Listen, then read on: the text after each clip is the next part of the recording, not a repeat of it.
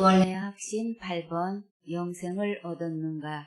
요한복음 4장 5절 말씀. 사마리아에 있는 수가라 하는 동네에 이르시니 야곱이 그 아들 요셉에게 준 땅이 가깝고. 수가는 시카르의 어원으로 마지막을 의미해요. 성경에서 단 한 번 나오는 지명 이름이에요.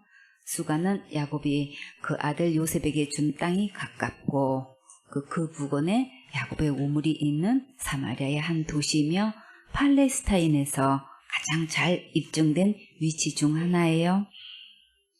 수가는 세겜 평원의 중심에 있는 세겜에서 남동쪽으로 멀지 않은 곳에 있고 수가성 뒤로는 에발산이 솟아 있어요. 전략상 중요한 길이 마을을 지나 벳산으로 통한다고 해요.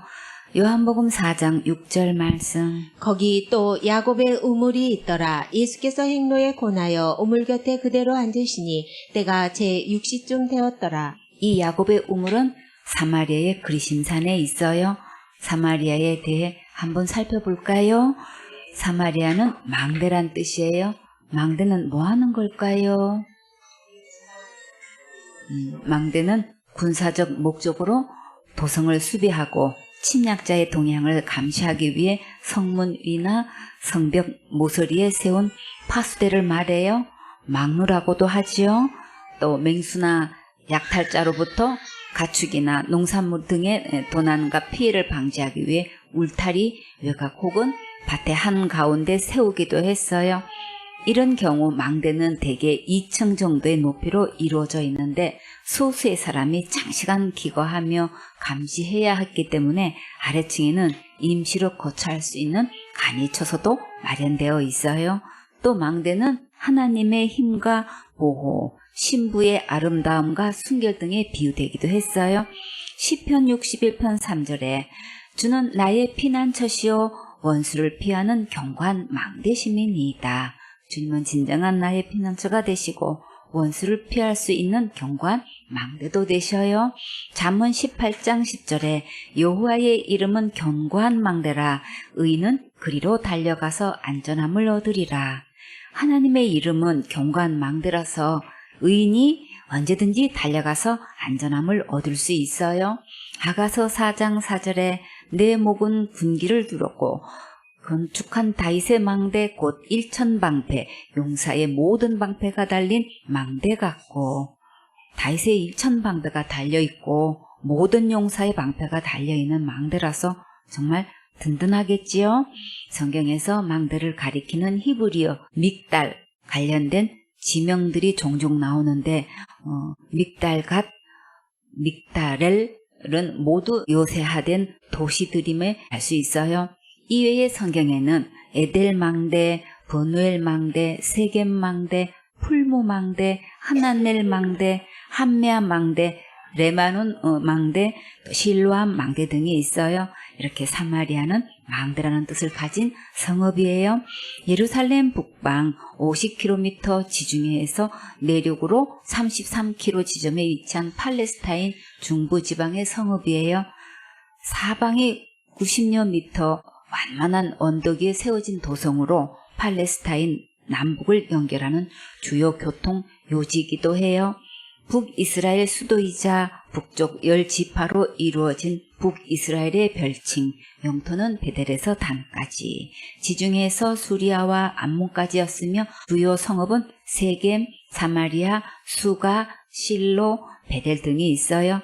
사마리아는 북이스라엘의 6대 왕인 오므리가 건설하여 수도로 삼았는데 그 후 압 왕 때 그리고 여호람 때 아람 왕 벤하단 2세에 의해 2차례의 포위 공격을 당했으며 호세아 왕 때 아수르의 살만 에셀 5세에게 포위 공격을 받던 중 3년째 되던 해인 BC 722년 아수르의 사르곤 2세에 의해 멸망당했어요.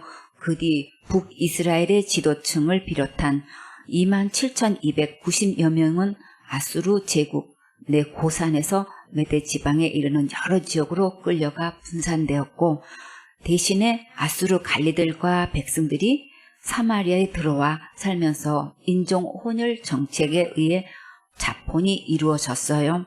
그 결과 사마리아 비롯한 북이스라엘의 많은 사람들은 혈통의 순수성을 상실하고 신앙 역시 변질되었어요. 게다가 사마리아 사람들은 200년간 후 바벨론 포로에서 돌아온 남유다 사람들의 예루살렘 성전 건축을 회방하며 노골적으로 적대감을 표출하였고, 유다 백성 역시 이런 사마리아 사람들을 매우 싫어하게 되었어요. 그 후 알렉산더 대왕은 사마리아를 정복하고 마게도냐 주민들을 이주시켰으며, 로마 장군 폼페우스 역시 사마리아를 정복하고 행정구역을 수리아에 편입시켜 버렸어요.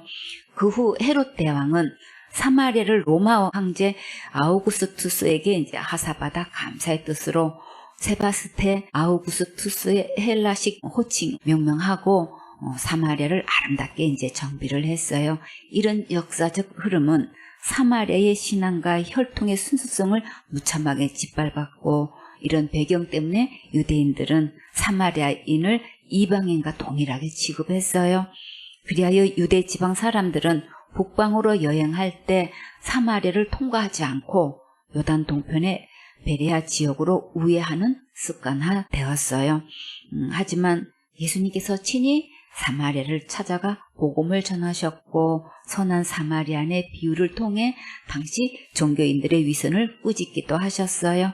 또 주님은 부활 승천하시면서 사마리아 전도를 당부하기도 하셨지요.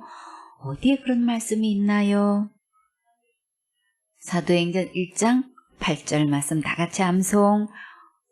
오직 성령이 너희에게 임하시면 너희가 권능을 받고 예루살렘과 온 유대와 사마리아와 땅끝까지 이르러 내 증인이 되리라 하시니라. 사도행전 1장 8절 말씀. 아멘. 이런 주님의 명을 받들어 사도들은 다른 여러 곳과 더불어 사마리아에서 전도하였고, 빌립과 베드로와 요한이 설교를 한 결과 이 지역에 교회들이 세워지게 되었어요. 예수님께서 길을 가시다가 기운이 없어 나른해지셨는데 목도 마르고 잠시 쉬려고 우물가에 앉으셨을 때 그때가 제6시쯤 되었어요. 제6시면 우리나라 시간으로 몇 시일까요? 난 12시로 보고 있지요. 요한복음은 다른 복음과 같지 않게 시간을 그리스 로마 형식을 따르고 있어요. 유대 형식은 제6시 하면 난 12시지만 그리스 로마 형식은 아침 6시나 저녁 6시를 말해요. 요한복음에는 제6시라는 말이 2번 나와요. 요한복음 4장 6절에 거기 또 야곱의 우물이 있더라. 예수께서 행로에 고나여 우물 곁에 그대로 앉으시니 때가 제6시쯤 되었더라. 오늘 이 본문 말씀에 나오고, 두 번째는 요한복음 19장 14절에 이날은 6월절의 예비일이요 때는 제6시라. 빌라도가 유대인들에게 이르되 보라 너희 왕이로다. 위에서 요한복음 4장 6절은 오후 6시를 말하고, 요한복음 19장 14절은 오전 6시를 말해요. 마가복음 15장 25절에 때가 제3시가 되어 십자가에 못 박으니라. 여기서 제3시는 우리나라 시간으로는 오전 9시가 되는 거지요. 우리나라 시간은 그리스 로마 형식으로 사용하고 있나요? 유대식으로 사용하고 있나요? 그리스 로마 형식의 태양력을 사용하고 있지요. 성에서 물을 길러 나오는 때는 언제일까요? 아브라함의 늙은 종이 주인의 며느리 구하러 메소포타미아로 갔었지요. 그때 나홀의 성에 이르러 우물가에서 누구를 만났나요? 리브가를 만났지요. 창세기 24장 11절에 그 약대를 성박 우물 곁에 꿀렸으니 저녁때라. 여인들이 물을 길러 나올 때였더라. 유대인들은 저녁에 물을 길러 나오지요. 근데 사마리아 여인은 난 12시에 물을 길러 나왔어요. 왜 그랬을까요? 남들이 쉬는 시간에 아무도 만나지 않을 때 나온 거지요.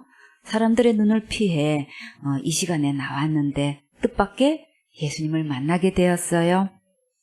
예수님께서 오랫동안 걸어오셔서 피곤하셨고 또 목이 마르셨어요. 이 모습은 예수님의 인성을 그대로 볼 수 있겠지요. 예수님은 인격이시고 몸을 입고 오셨기 때문에 피곤도 하시고 목도 마르시고 배도 고프셔요. 그리고 기뻐도 하시고 슬퍼도 하시고 눈물도 흘리시고 괴로워도 하셔요. 십자가에 달리셨을 때 우리가 받는 고통을 똑같이 받으신 거예요. 요한복음 4장 7절 말씀.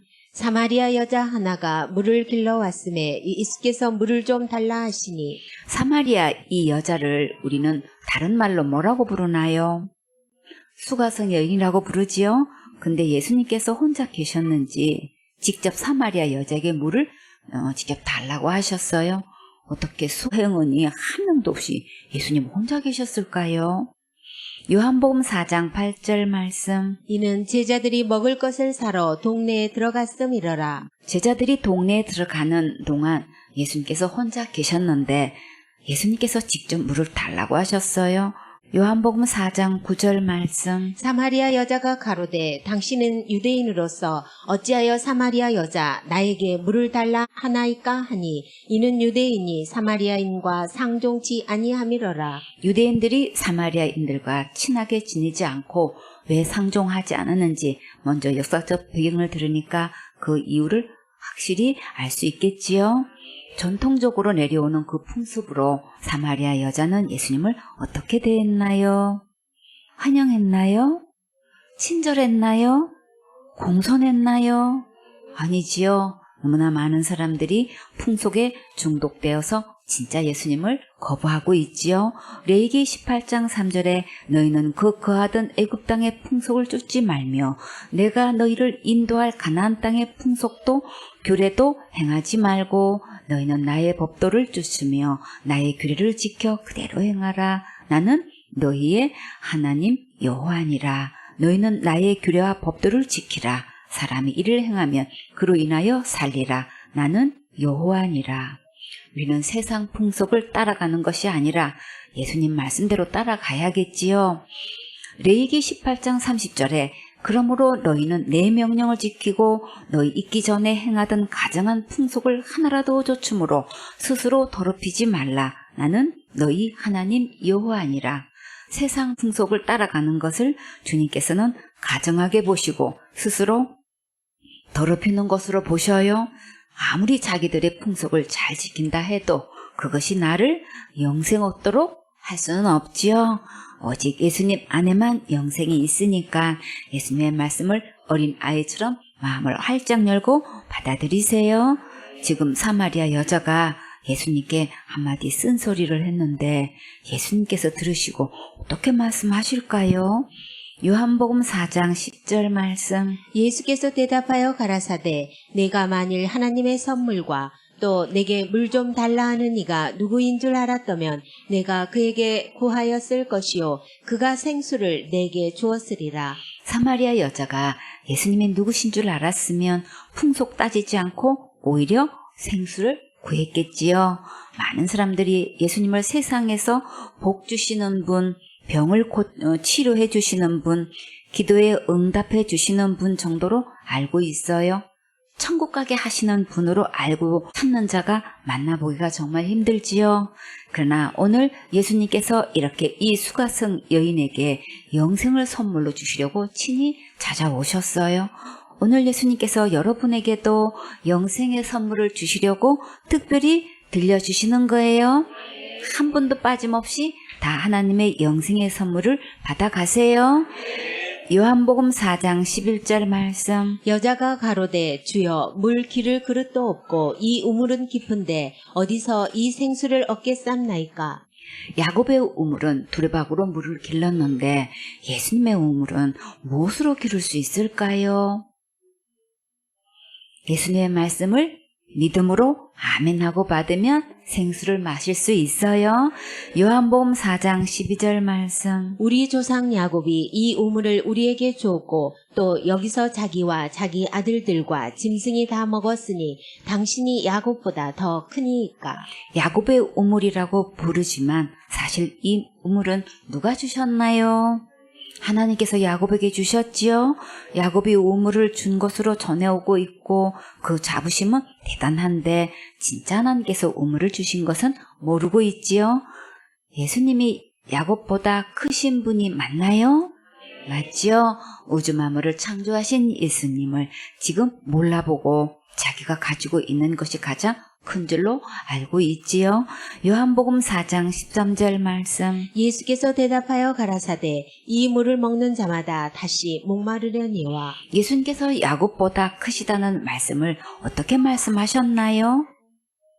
야곱의 우물은 아무리 마셔도 또 목마르다고 하셨지요. 그러면 예수님께서 주시는 물은 어떤 물일까요? 요한복음 4장 14절 말씀. 내가 주는 물을 먹는 자는 영원히 목마르지 아니하리니 나의 주는 물은 그 속에서 영생하도록 솟아나는 샘물이 되리라. 야곱의 우물은 마셔도 또 목마르지만 예수님께서 주시는 물은 영원히 목마르지 않아요. 또 예수님이 주시는 물을 마시면 영생하도록 솟아나는 샘물이 되지요. 우리 꿈나무들, 예수님과 야곱 중에서 누가 더 크신가요? 예수님이 당연히 예수님이 더 크시지요. 그럼 우리는 어떤 물을 마셔야 할까요? 영생하도록 솟아나는 예수님의 샘물을 마셔야지요. 참 잘했어요. 성경에서 물을 좀 달라고 한 장면이 또 어디에 있었나요? 아브라함의 아들 이삭의 아내를 구하기 위해 늙은 종을 아브라함의 고향으로 보냈지요. 고향에서 제일 먼저 누구를 만났었나요? 리브가를 만났지요. 창세기 24장 10절에 이의 종이 그 주인의 약대 중 10피를 취하고 떠났는데 곧 그 주인의 모든 좋은 것을 가지고 떠나 메소포타미아로 가서 나홀의 성에 이르러 며느리 구하러 가는데 약대 10필에 주인의 모든 좋은 것을 다 가지고 떠났어요. 지금 이 정도 혼사품이면 얼마 정도 될까요? 아마도 억대가 넘겠지요. 창세기 24장 11절에 그 약대를 성 밖 우물 곁에 꿀렸으니 저녁 때라 여인들이 물을 길러 나올 때이었더라. 저녁에 우물물을 기르러 나올 때쯤 무사히 도착했어요. 하인은 감사기도 드리면서 구체적으로 기도 제목을 올려들었어요. 창세기 24장 12절에 그가 가로되 우리 주인 아브라함의 하나님 여호와여 원컨대 오늘날 나로 순적히 만나게 하사 나의 주인 아브라함에게 은혜를 베푸시옵소서. 성중 사람의 딸들이 물 길러 나오겠사오니 내가 우물 곁에 섰다가 한 소녀에게 이르기를 청컨대 너는 물 항아리를 기울여 나로 마시게 하라 하리니 그의 대답이 마시라 내가 당신의 약대에게도 마시우리라 하면 그는 주께서 주의 종 이삭을 위하여 정하신 자라. 이로 인하여 주께서 나의 주인에게 은혜 베푸심을 내가 알겠나이다. 아브라함의 종은 정말 지혜 있게 기도 제목을 올렸지요. 물 좀 달라고 했을 때 약대까지도 물을 마시게 하면 하나님께서 정하신 배필로 알겠다고 했어요. 하나님께서 이 기도를 들으시고 어떻게 응답해 주셨을까요? 정말 기대가 되지요. 창세기 24장 15절에 말을 마치지 못하였어 리브가가 물 항아리를 어깨에 메고 나오니 그는 아브라함의 동생 나홀의 아내 밀가의 아들 부두엘의 소생이라. 우리나라는 물 항아리를 머리에 이었는데 여기는 어깨에 메고 오지요. 기도가 다 끝나지도 않았는데 하나님께서 벌써 멋지게 일을 하고 계시지요. 창세기 24장 16절에 그 소녀는 보기에 심야알이 닦고 지금까지 남자가 가까이 하지 아니한 처녀더라. 그가 우물에 내려가서 물을 그 물 항아리에 채워가지고 올라오는지라. 알이 땄다는 것은 마음이나 몸가짐 따위가 맵시 있고 곱다는 뜻이에요. 하나님께서는 이미 너무나 아름다운 신부를 예비해 두시고 이렇게 절묘하게 그 시간에 딱 맞춰서 물을 길러 오게 하셨어요. 창세기 24장 17절에 종이 마주 달려가서 가로되 청컨대 내 물 항아리의 물을 내게 조금 마시우라. 그가 가로되 주여 마시소서 하며 급히 그 물 항아리를 손에 내려 마시게 하고 마시우기를 다하고 가로되 당신의 약대도 위하여 물을 길러 그것들로 배불리 마시게 하리다 하고 급히 물 항아리에 물을 구유에 붓고 다시 기르려고 물로 달려가서 모든 약들을 위하여 깃는지라. 정말 종이 기도한 그대로 리브가가 하고 있지요. 근데 여기서 주목할 것은 리브가가 항아리를 들고 어떻게 가고 있나요? 뛰어가고 있었지요. 어떤 심정으로 뛰어갔을까요? 먼 길을 오느라 약대들이 얼마나 목이 말랐을까 안타까워하는 마음으로 뛰어가서 우물을 길렀지요. 리브가는 정말 마음도 착하지요. 처음 본 사람에게 주여라고 대답하면서 존중이 대하고 마음껏 물을 마시게 했어요. 그리고 리브가는 몇 마리에게 물을 길러 주었나요? 약대 10마리가 마실 수 있는 물을 길렀지요. 약대 한 마리가 한 번을 물을 마시면 얼마나 마실 수 있을까요? 낙타 한 마리가 10분 동안 102리터를 마신대요. 그러면 낙타 10마리에게 물을 주려면 250리터를 퍼서 줘야겠지요. 여러분 같으면 이렇게 많은 양의 우물물을 기를 수 있겠어요? 리브가가 이 많은 물을 길렀다면 정말 대단히 건강한 거지요. 마음도 착하고 얼굴도 예쁘고 이 정도로 건강하다면 정말 배필로 너무나 좋은 신부감이지요. 여기서 잠깐 낙타에 대해 한번 살펴볼까요? 낙타는 몇 살까지 살 수 있을까요? 50살까지 살 수 있대요. 낙타는 쌍꺼풀이 몇 개가 되나요? 3개. 3개나 된대요. 낙타는 사막의 배라고도 하는데 발바닥이 넓어서 모래 사막에서 잘 걸어 다닌대요. 사람들은 대략 몇 년 전부터 낙타를 길들이기 시작했을까요? 5,000년 전부터 길들여졌대요. 낙타는 물을 마시지 않고 최대 며칠까지 버틸 수 있을까요? 10일을 버틸 수 있대요. 낙타 등에는 혹이 있지요. 그 안에는 무엇이 들어있을까요? 다 물이라고 그러죠. 지방이 들어있어요. 영양이 필요할 때 사용하는데 혹이 컸다가 작아졌다가 한대요. 제주도에 가면 낙타를 탈 수 있는 체험장이 있대요. 여러분도 쌍봉 낙타 한번 타보고 싶으세요? 오, 다 같이 주님 주세요. 아멘.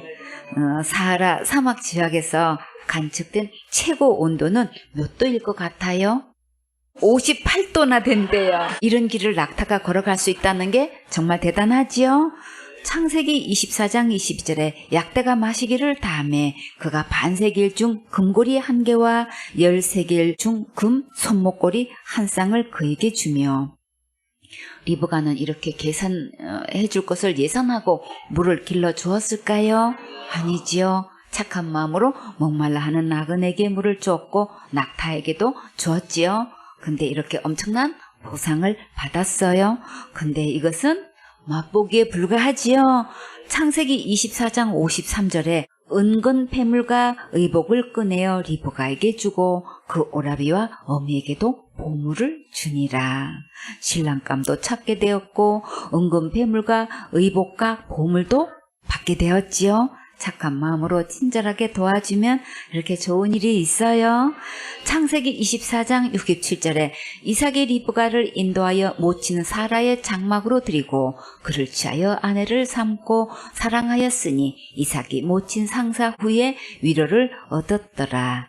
리브가는 이삭과 결혼해서 행복하게 살았어요. 여러분도 진짜 신랑, 영원한 신랑, 예수님 만나서 행복하게 사세요. 예수님께서 수가성 여인에게 물을 좀 달라 하실 때 먼저 무엇을 주시려고 하셨나요? 영원히 목마르지 않는 진짜 생수를 주고 싶어 하셨지요. 만약에 예수님께서 여러분에게 물 좀 달라고 하시면 어떻게 하시겠어요? 수가성 여인처럼 예수님에게 풍속 따지듯이 까칠하게 나올 거예요. 우리 교회에서는 그렇게 가르치지 않았다고 거부할 거예요? 자기 교회 전통이나 학설이나 신학을 내세우면서 그렇게 배우지 않았다고 외면하면 안 되겠지요? 요한복음 4장 15절 말씀. 여자가 가로되 주여 이런 물을 내게 주사 목마르지도 않고 또 여기 물 길러오지도 않게 하옵소서. 수가성 여인이 예수님의 말씀을 듣고 나니까 믿음이 생겼는지 지금 호칭이 달라졌지요. 당신 하더니 이제는 주여로 바뀌어졌어요. 수가성 여인이 예수님에게 영원히 목마르지 않는 물을 달라고 했을 때 예수님은 어떻게 응답하셨을까요? 요한복음 4장 16절 말씀. 가라사대 가서 내 남편을 불러오라. 예수님은 왜 남편을 불러오라고 하셨을까요? 예수님의 이 말씀은 비수가 되어 여자의 중심을 깊이 찔렀어요. 이 여자가 지금까지 어떻게 살아왔는지 남편 얘기 한마디로 죄인의 자리에 서게 하셨어요. 왜 이렇게 하셨을까요? 예수님 앞에서 죄인의 자리에 가야 은혜를 입을 수 있지요. 예수님의 지극한 사랑이세요. 마가복음 2장 17절에 예수께서 들으시고 저에게 이르시되 건강한 자에게는 의인이 쓸데없고 병든 자에게라야 쓸데있느니라. 내가 의인을 부르러 온 것이 아니요 죄인을 부르러 왔노라 하시니라. 여러분은 예수님 앞에서 지옥 갈 수밖에 없는 죄인이라는 것을 깊이 깨닫고 시인하셨습니까? 일생의 핵을 긋는 이 순간이 있어야 돼요. 사마리아 여자는 어떻게 대답했을까요? 요한복음 4장 17절 말씀. 여자가 대답하여 가로되 나는 남편이 없나이다. 예수께서 가라사대 내가 남편이 없다 하는 말이 옳도다. 그러면 이 여자가 갑으로 혼자 살고 있어서 남편이 없다고 했을까요? 그건 아니지요. 이 여자는 예수님께서 한눈에 자신을 다 보고 계시니까 너무나 두렵고 찔렸어요. 요한복음 4장 18절 말씀. 내가 남편 5이 있었으나 지금 있는 자는 내 남편이 아니니 내 말이 참되도다. 지금까지 남편이 5이나 있었고 지금 현재 있는 남편도 자기 남편이 아니면서 살고 있어요. 그러면 남편이 지금까지 몇 명이나 돼요? 6이나 되지요? 어떻게 하다가 이렇게 되었을까요? 정말 그동안 마음고생 많았겠지요? 사도행전에서 바울이 가이사라 감옥에 있을 때에 헤롯 왕의 딸 버니게가 재판석에 왔었지요. 버니게는 남편이 몇 명 있었나요? 버니게는 처음에 알렉산더의 아들 마르쿠스와 결혼하였다가 그가 죽자 스프 칼키스와 결혼했고 AD 48년에 그가 사망하자 친동생인 아그리파 2세와 동거했고 근친상간한다는 소문, 나쁜 소문을 면하기 위해 후에 길리기아 왕 폴레몬과 결혼했고 그를 버리고 다시 헤롯 아그리파 2세와 또 동거했다가 그 후 로마 황제의 아들 티투스에 첩이되어 로마의 항우가 되고자 했는데 남편이 황제가 된 지 2년 후에 그도 또 사망했어요. 결혼하는 사람마다 죽었을 때 정말 너무나 큰 충격을 받았겠지요. 주님께서 버니게를 불쌍히 여기시고 진짜 영원한 남편이 되어주시려고 찾아오셨는데 바울이 전하는 말씀을 듣다가 마음에 너무나 찔려서 괴로워하다가 끝내 주님을 박대했어요. 여러분은 남편이 몇 명 있나요? 2명, 1명밖에 없어요? 정말로 1명하고만 살았나요? 워낙 정숙해서 가당치도 않는 질문을 했을까요? 정말일까? 정말 그럴까요? 그러면 그동안 다른 남편 한 번도 부러한 적 없었나요?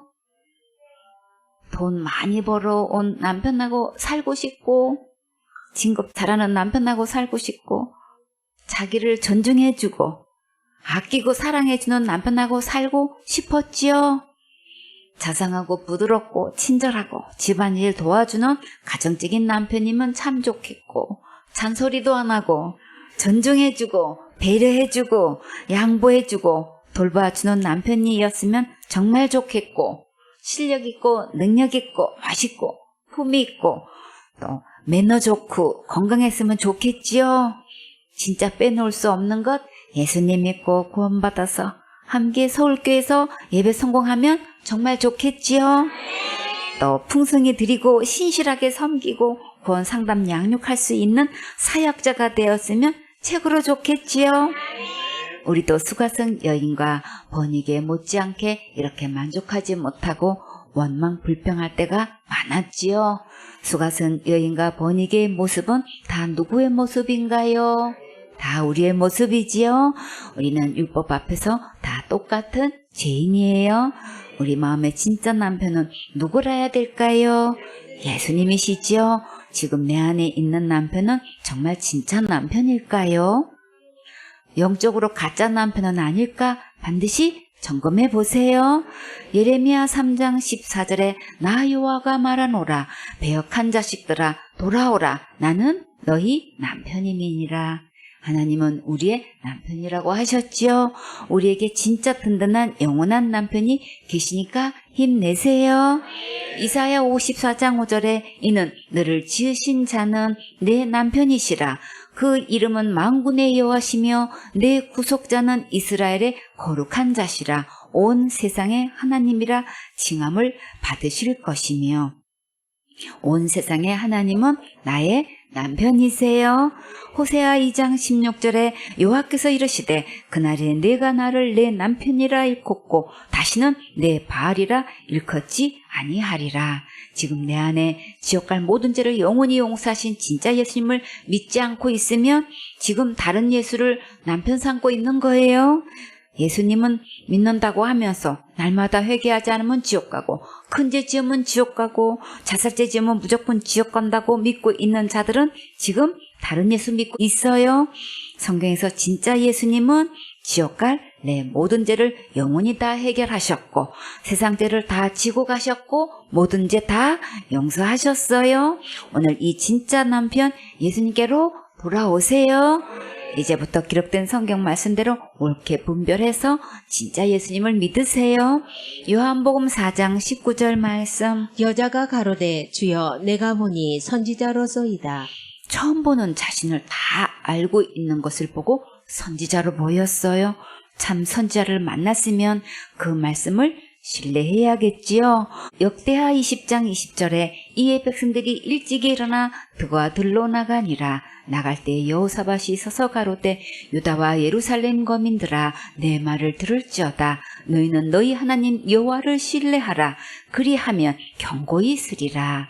그 선지자를 신뢰하라. 그리하면 형통하리라 하고 하나님을 신뢰하면 강하고 견고히 서고 선지자를 신뢰하면 승리의 형통한 축복을 받을 수 있어요. 수가성 여인은 예수님을 만나고 어떤 모습으로 변화되었을까요? 요한복음 4장 20절 말씀. 우리 조상들은 이 산에서 예배하였는데 당신들의 말은 예배할 곳이 예루살렘에 있다 하더이다. 수가성 여인은 이제 예배에 관심이 생겼지요. 그 열매를 보면 진짜 예수님을 만났는지 가짜 예수를 만났는지 알 수 있어요. 요한복음 4장 21절 말씀. 예수께서 가라사대 여자여 내 말을 믿으라. 이 산에서도 말고 예루살렘에서도 말고 너희가 아버지께 예배할 때가 이르리라. 사람들은 큰 교단에 소속된 교회에 가서 예배드리면 가장 안전하다고 생각하는 자들이 많지요. 그러나 예수님께서 기뻐하시는 예배는 어디서 어떻게 드려야 하는지 분명히 알아야겠지요. 요한복음 4장 22절 말씀. 너희는 알지 못하는 것을 예배하고 우리는 아는 것을 예배하노니 이는 구원이 유대인에게서 남이니라. 수가성 여인의 예배를 예수님은 한마디로 어떻게 말씀하셨나요? 너희는 알지 못하는 것을 예배한다고 하셨지요. 여기서 너희는 누구를 말씀하실까요? 사마리아 사람들이지요. 우리는 아는 것을 예배한다. 예수님은 알지 못하는 예배와 아는 예배로 구분하셨어요. 무엇을 한다고 하시는 걸까요? 예배를 말씀하시다가 갑자기 구원이 유대인에게서 난다고 하셨지요. 그러면 예배와 구원은 밀접한 관계가 있는 것을 볼 수 있겠지요. 하나님께서 예배를 드린다고 하면서 구원에 대해서는 전혀 관심도 없고 체킹하지도 않고 있어요. 예수님을 믿는다고는 하면서 정작 예수님의 이름 뜻도 모르고 예수님께서 십자가의 죽음과 부활로 지옥 갈 내 모든 죄를 영원히 용서하신 것도 모르고 있지요. 말로는 예수님께서 구원하셨다고 하면서도 믿지는 않는 자가 너무나 많아요. 예수님은 지금 너희를 알지 못하는 것을 예배한다고 하셨지요. 구원은 이루어가는 것이고 하나님만 아는 것이고 죽어봐야 아는 것이라고 잘못 가르치고 있어요. 예수님께서 이미 다 구원하신 것을 알지 못하고 예배하는 자가 너무나 많아서 정말 안타깝지요. 진정한 예배는 나를 지옥 갈 모든 죄에서 구원하신 예수님이 믿어져서 너무나 감사해서 중심으로 찬양과 예배를 드리는 거예요. 요한복음 4장 23절 말씀. 아버지께 참으로 예배하는 자들은 신령과 진정으로 예배할 때가 오나니 곧 이때라. 아버지께서는 이렇게 자기에게 예배하는 자들을 찾으시느니라. 지금 현재 구원받고 영생을 얻어서 예수님 안에서 참으로 하나님께 진정으로 예배드리고 있습니까? 주님은 오늘도 이렇게 사모하며 예배드리는 자를 찾고 계셔요. 신명기 10장 12절에 이스라엘아 네 하나님 여호와께서 내게 요구하시는 것이 무엇이냐 곧 네 하나님 여호와를 경외하여 그 모든 도를 행하고 그를 사랑하며 마음을 다하고 성품을 다하여 네 하나님 여호와를 섬기고 내가 오늘날 네 행복을 위하여 내게 명하는 여호와의 명령과 규례를 지킬 것이 아니냐. 주님께서 우리에게 요구하시는 것은 예배 성공하기를 원하셔요. 예배 성공하면 인생도 성공해요. 예배 성공하면 축복받아요. 예배 성공하면 행복해져요. 다 같이 예배 성공, 인생 성공. 요한복음 4장 24절 말씀. 하나님은 영이시니 예배하는 자가 신령과 진정으로 예배할지니라. 여기서 진정이 뭘까요? 참되고 애틋한 마음을 가지고 진실하게 예배 드리는 거예요. 마음은 다른 데가 있고 또 염려, 근심, 걱정으로 마음을 빼앗겨서 몸만 앉아있으면 안 되겠지요. 예배는 말씀을 사모하는 간절한 마음과 겸손한 마음으로 하나님께 집중하세요. 하나님께 예배 드릴 때 어떤 옷을 입어야 영적으로 진정한 예배를 드릴 수 있을까요? 그 정답은 어디에 있나요? 기록된 성경 말씀에 있지요.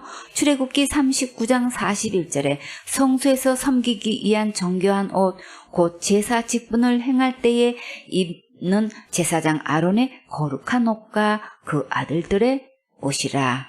제사장이 입는 거룩한 옷이 따로 있지요. 출애굽기 40장 13절에 아론에게 거룩한 옷을 입히고 그에게 기름을 부어 거룩하게 하여 그로 내게 제사장의 직분을 행하게 하라. 이 거룩한 옷을 입어야 제사장의 직분을 행할 수 있어요.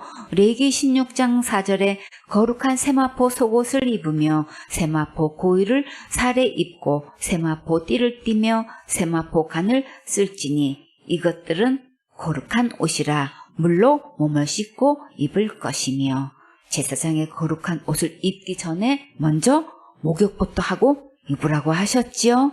시편 29편 2절에 여호와의 이름에 합당한 영광을 돌리며 거룩한 옷을 입고 여호와께 경배할지어다. 하나님 앞에 예배 드릴 때는 모두 거룩한 옷을 입고 하나님께 합당한 영광을 돌려야겠지요. 시편 110편 3절에 주의 권능의 날에 주의 백성이 거룩한 옷을 입고 즐거이 헌신하니 새벽 이슬 같은 주의 청년들이 주께 나오는도다.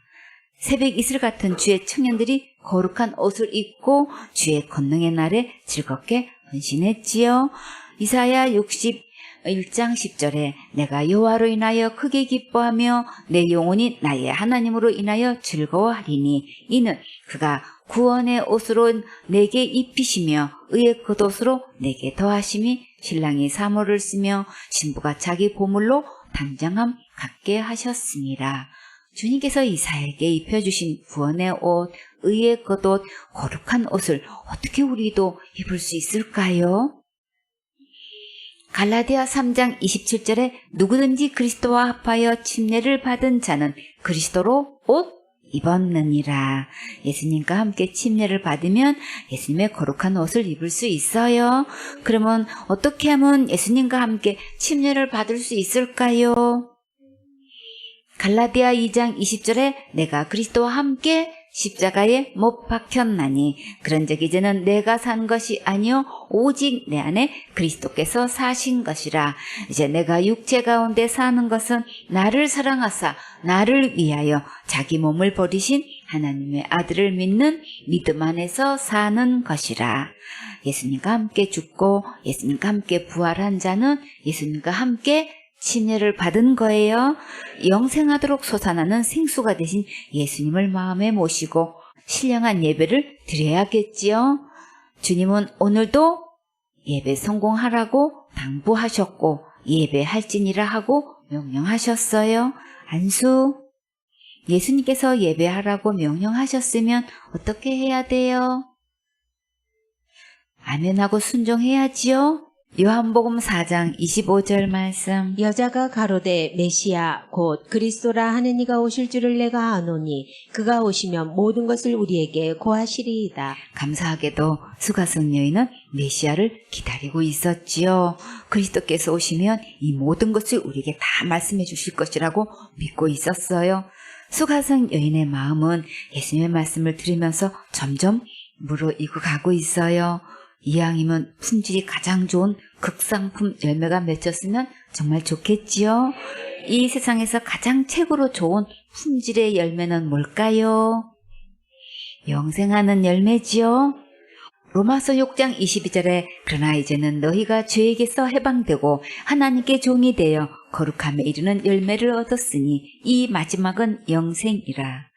거룩함에 이르는 열매, 영생하는 열매가 수가성 여인의 마음에 맺혔으면 좋겠지요. 여러분 마음에도 모두 맺혔으면 정말 좋겠지요. 영생의 열매가 맺혔습니까? 참 잘했어요. 요한복음 4장 26절 말씀. 예수께서 이르시되 내게 말하는 내가 그로라 하시니라. 내가 바로 메시아야. 내가 곧 그리스도야. 결정적인 순간이 왔어요. 과연 수가성 여인은 예수님의 이 말씀이 믿어졌을까요? 요한복음 4장 27절 말씀. 이때 제자들이 돌아와서 예수께서 여자와 말씀하시는 것을 이상히 여겼으나 무엇을 구하시나이까? 어찌하여 저와 말씀하시나이까? 묻는 이가 없더라. 어디 가나 꼭 이런 중요한 시간에 방해꾼이 있어요. 그래도 제자들은 풍습을 초월해서 주님께서 하시는 일을 잠잠히 보고 있어서 다행이지요. 전도하다 보면 꼭 영접할 시간에 사람들이 보고 방해를 해요. 지금 뭐 하는 거냐? 왜 그러는 거냐? 집에 빨리 보내라 그렇게 하고 그 시간에 전화 오고 누가 찾아오고 하지요. 예수님의 사역에서도 똑같은 사건이 일어났지요. 사역자는 그 시간에 더 긴장하고 집중해서 어떤 방해도 굴하지 않고 담대하게 인도하세요. 그의 열매를 보고 그들을 알 수도 있듯이 수가성 여인은 예수님의 이 말씀을 듣고 어떻게 했을까요? 요한복음 4장 28절 말씀. 여자가 물동이를 버려두고 동네에 들어가서 사람들에게 이르되. 수가성 여인이 물동이를 왜 버렸을까요? 이 물동이는 아무리 퍼서 날라도 고갈나는 물이고 아무리 마셔도 목마른 물이지요. 정말 이것을 깨달았다면 물동이를 가감히 버리게 돼요. 지금까지 행해왔던 선한 일, 착한 일로 천국 가려고 애쓰고 힘쓰고 왔으면 그것은 버려야 할 물동이에요. 아무리 열심히 충성, 봉사, 헌신했어도 그것으로는 천국 갈 수 없어요. 신앙생활 누구다도 잘했어도 그것으로 영생 얻을 수 없어요. 바울이 철저히 율법을 지켜왔지만 그것으로 천국 갈 수 없다는 것을 깨닫고 가감히 배설물로 버렸지요. 여러분이 가지고 있는 그 물동이는 아무리 퍼 나르고 마셔도 계속 목마르고 고갈라요. 오늘 영혼이 솟아나는 생수 대신 예수님 만나면 수가성 여인처럼 제일 먼저 물동이를 버리게 돼요. 여러분은 지금까지 그 믿음으로는 지옥 갈 수밖에 없는 믿음이라는 것을 고백할 수 있습니까? 그 믿음의 고백은 물동이를 버리는 거예요. 아, 나는 지금까지 지옥 갈 수밖에 없는 다른 예수를 속아서 잘못 믿고 왔구나 하고 깨달으세요. 지금 이 고백을 하나님과 사람 앞에서 스스로 시인하고 잘못된 믿음을 베어버리는 거예요. 요한복음 4장 29절 말씀. 나의 행한 모든 일을 내게 말한 사람을 와 보라. 이는 그리스도가 아니냐 하니. 수가성 여인은 예수님을 메시아로 믿고 즉시 가서 전도했지요. 지옥 갈 내 모든 죄를 영원히 용서하신 것이 믿어지면 너무나 감사하고 기뻐서 둔하지 않고는 정말 견딜 수가 없어요. 지금 수가성 여인은 얼마나 기쁠까요? 하늘을 나르는 것 같을 거예요. 세상에서 줄 수 없는 평안과 깊은 안식을 누리고 있겠지요. 구원의 기쁨과 감격 속에서 영생을 얻었으니 얼마나 즐겁고 행복하겠어요. 여러분도 이 구원의 기쁨과 감격을 맛보고 누리고 있습니까? 수가성 여인처럼 전파하고 있습니까? 그러면 여러분은 이 세상에서 가장 최고로 행복한 주인공이세요. 요한복음 4장 30절 말씀. 저희가 동네에서 나와 예수께로 오더라. 여러분의 가족들도 다 예수님을 만났으면 정말 좋겠지요. 서울교회 와서 한 명도 빠짐없이 영생을 얻고 함께 예배 드렸으면 정말 좋겠지요. 요한복음 4장 31절 말씀. 그 사이에 제자들이 정하여 가로되 랍비여 잡수소서. 제자들이 동네 가서 맛있는 것 사오는 동안 예수님은 한 영혼을 권하셨어요. 이제 수가성 온 동네 사람들이 다 구원받아야겠지요. 요한복음 4장 32절 말씀. 가라사대 내게는 너희가 알지 못하는 먹을 양식이 있느니라. 이 양식이 뭘까요? 영혼 구원이지요. 세상에 줄 수 없는 이 양식을 먹으면 정말 너무나 배부르고 기쁘지요. 예수님은 이 순간이 너무나 행복하시지요. 누가복음 15장 7절에 내가 너희에게 이르노니 이와 같이 죄인 하나가 회개하면 하늘에서는 회개할 것 없는 의인 99을 인하여 기뻐하는 것보다 더하리라. 한 영혼이 영생을 얻으면 이 정도로 기뻐하셨어요. 왜 회개할 것이 없는 의인이라고 하셨을까요? 했으니까 회개할 것 없는 의인이 맞지요. 일생에 영생 얻는 회개는 단 한 번 있는 거예요. 예수님께로 돌아오는 게 진짜 회개예요. 생활 속에 짓는 죄를 회개하는 것과는 분리하세요. 누가복음 15장 10절에 내가 너희에게 이르노니 이와 같이 죄인 하나가 회개하면 하나님의 사자들 앞에 기쁨이 되느니라. 죄인 하나가 회개하면 하나님의 사자들 앞에서 이렇게 큰 기쁨이 되고 있어요. 여러분이 회개하면 하늘나라에서 큰 기쁨의 잔치가 열려요. 요한복음 4장 33절 말씀. 제자들이 서로 말하되 누가 잡수실 것을 갖다 드렸는가 한데. 누가 잡수실 것을 갖다 드렸나요? 아니죠. 그럼 예수님께서 잡수신 것은 무엇일까요?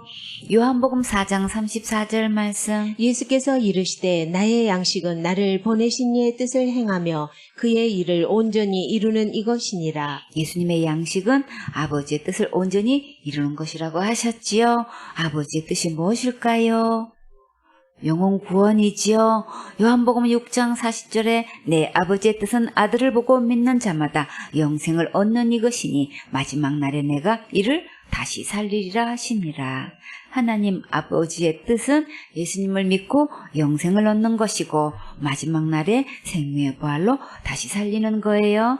요한복음 4장 35절 말씀. 너희가 넉 달이 지나야 추수할 때가 이르겠다 하지 아니하느냐.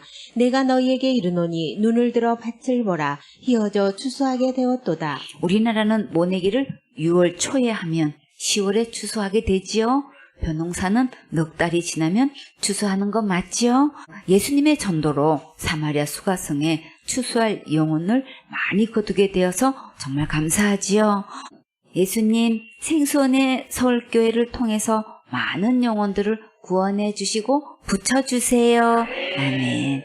요한복음 4장 36절 말씀. 거두는 자가 이미 삭도 받고 영생에 이르는 열매를 모으나니 이는 뿌리는 자와 거두는 자가 함께 즐거워하게 하려 함이니라. 씨를 뿌리는 자나 추수하는 자나 다 그 수고의 영원한 상급으로 보상해 주셔요. 영생의 열매를 보면 뿌리는 자나 거두는 자나 함께 즐거워하고 기뻐하였지요. 요한복음 4장 37절 말씀. 그런즉 한 사람이 심고 다른 사람이 거둔다 하는 말이 옳도다. 뿌려놓고 당장 거두지 못했다고 낙심하지 마세요. 계속 전도하다 보면 거둘 때가 와요. 요한복음 4장 38절 말씀. 내가 너희로 노력지 아니한 것을 거두러 보내었노니 다른 사람들은 노력하였고 너희는 그들의 노력한 것에 참여하였느니라. 주님께서 거느라고 보내셨으면 가서 거두면 씨를 뿌리러 다니려고 애쓰고 수고한 자들과 함께 참여하는 것이 되겠지요. 요한복음 4장 39절 말씀. 여자의 말이 그가 나의 행한 모든 것을 내게 말하였다 증거함으로 그 동네 중에 많은 사마리아인이 예수를 믿는지라. 수가성 여인이 사람들을 피해 낯의 우물을 기르러 나왔는데 예수님을 만나고 나니까 오히려 사람들을 찾아가서 자기의 모든 것을 다 드러내고 있지요. 정말 변화된 모습을 볼 수 있겠지요. 예수님은 수가성 여인의 첫째 남편은 어떤 자였고 둘째 남편은 어떤 자인지 다 알고 계시고 또 왜 헤어지는지도 다 알고 계셔요. 여러분의 속 사정도 그 누구보다도 주님은 더 잘 알고 계셔요. 그러니까 끝까지 주님 바라보시면 주님께서 가장 아름답게 가장 좋게 인도해 주셔요. 요한복음 4장 40절 말씀. 사마리아인들이 예수께 와서 자기들과 함께 유하기를 청하니 거기서 이틀을 유하심에. 정말 예수님께서 메시아로 믿어졌다면 더 유하셔서 말씀 듣기를 간청하겠지요. 이틀 동안 예수님의 말씀을 더 들을 수 있다면 정말 이보다 더 기쁠 수가 없지요. 예수님과 함께 이틀 동안 예배 시간이 정말 너무나 행복했겠지요. 세상에서 제일 부러운 장면이에요.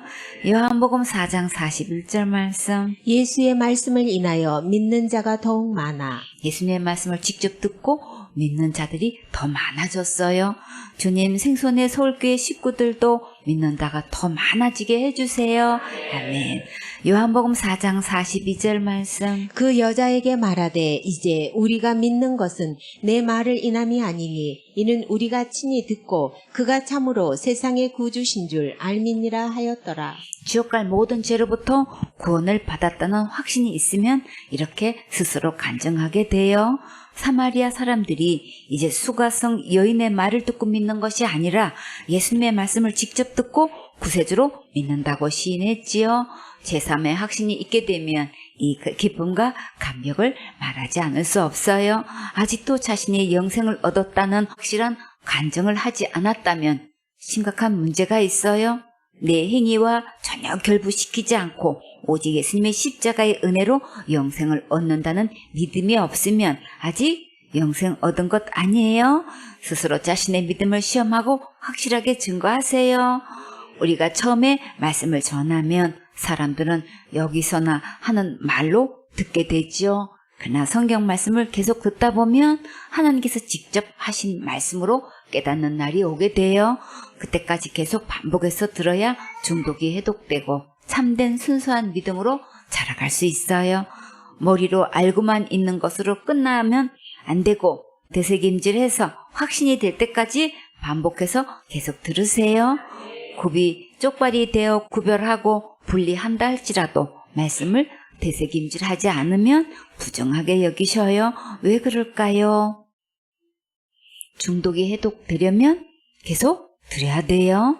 소화가 잘 되어 영양분이 몸에 흡수되려면 계속 되새김질 해야죠. 반드시 독이 없는 영의 양식만 먹어야 되고 반복해서 말씀을 들어야 믿음이 바르게 자라게 돼요. 사마리아인들이 예수님의 말씀을 듣고 진짜 세상의 구세주인 줄을 알게 되었어요. 여러분은 예수님이 나의 구세주가 되셨습니까? 지옥 갈 모든 죄에서 어떻게 구원하셨나요? 예수님께서 내 죄를 위해 십자가에서 죽으시고 부활하셔서 지옥 갈 내 모든 죄를 영원히 구원해 주셨어요. 이 예수님을 믿고 마음의 주인으로 구세주로 영접하면 영생을 선물로 받고 함께 천국 갈 수 있어요. 아멘.